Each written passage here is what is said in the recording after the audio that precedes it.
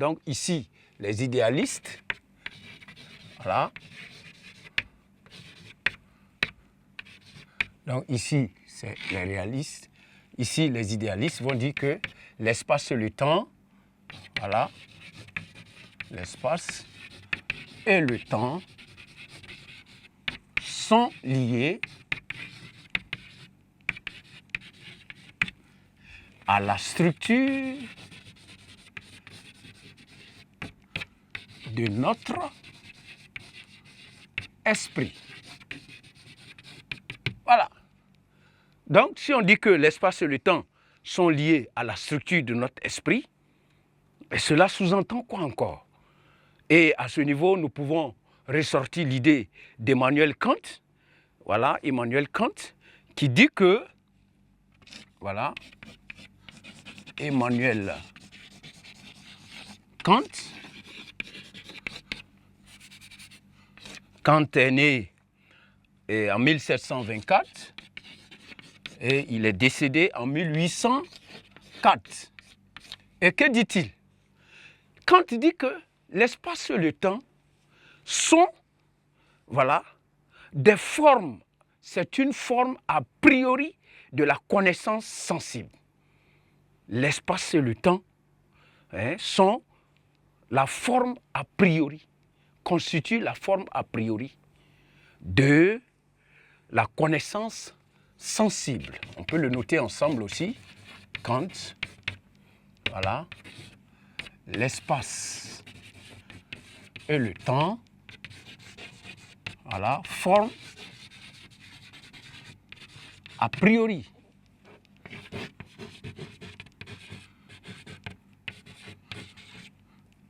de nos connaissances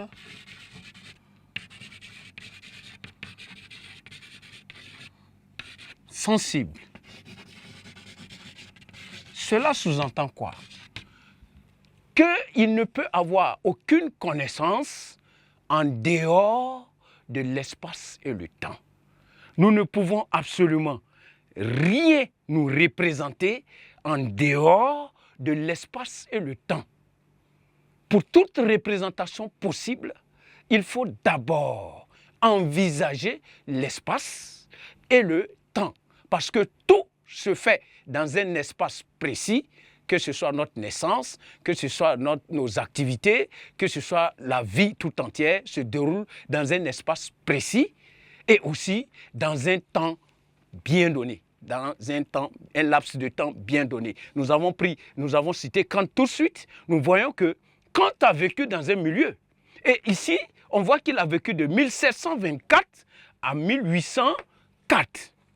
Donc, ce temps-là et le lieu où il a vécu, ça constitue l'espace et le temps de vie pour Kant. Donc, Kant lui-même dit que rien ne peut être envisagé en dehors de l'espace et le temps.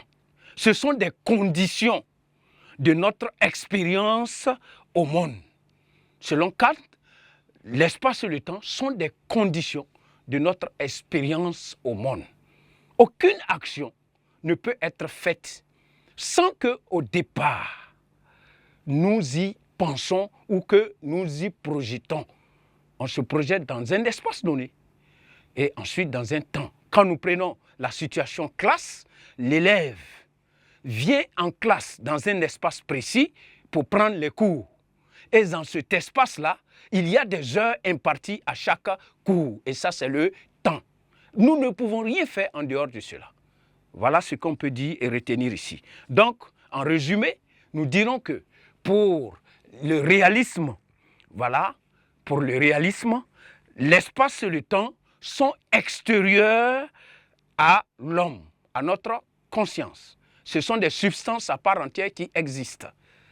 Et pour les idéalistes ou l'idéalisme, nous dirons que l'espace et le temps se rattachent à la conscience humaine.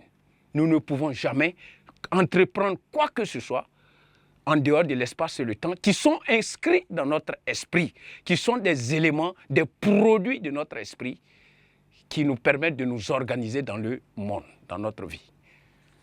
Voilà ce qu'on peut retenir à ce niveau Et suite à ce grand 2, nous allons passer maintenant au grand 3.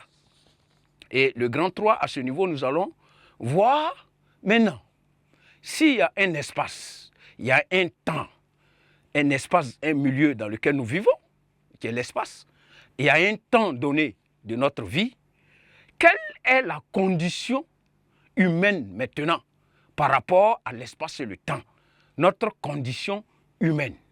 Est-ce que l'homme peut-il agir sur le temps, ou bien l'homme, le temps et l'espace, ou bien l'homme est totalement impuissant face au temps? Et c'est ce que nous allons voir dans la condition humaine, dans l'espace et le temps en grand 3.